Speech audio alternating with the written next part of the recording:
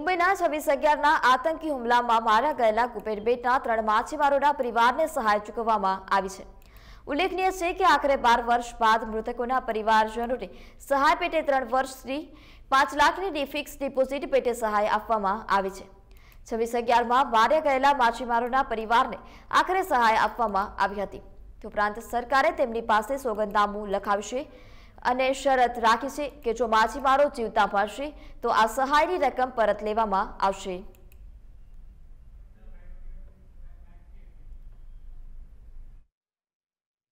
છેલ્લા 12 વર્ષથી નવસારી જિલ્લાના 3 મછવારોને કસાબે મારી નાખેલા, શહીદ થયેલા, છતાં પણ એમના કુટુંબોને આજ દિન સુધી વળતર આપ્યું નહોતું અને આજે જ્યારે વળતર આપ્યું છે 12 વર્ષે તે પણ એફડીના સ્વરૂપમાં ખૂબ મોટી એક મજાક કરી એવું લાગે છે। કારણ કે જ્યારે પૈસા રાહત તરીકે આપવાના છે તો તેના માટે બાંહેધરી લખાવવી, એને એફડીમાં મૂકવી એ કોઈ અંશે યોગ્ય અને વ્યાજબી નથી।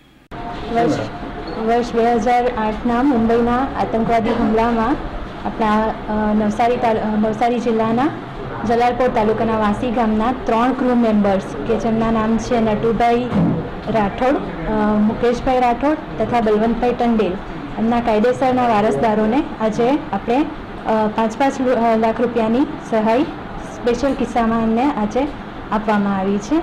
સહાય મળી છે એમનો આભાર છે। 12 વર્ષ પછી પણ મળી છે એમના જિલ્લા પંચાયત જે આપણે કચેરી ગુજરાત આખું ગુજરાતને આભાર માનું છું।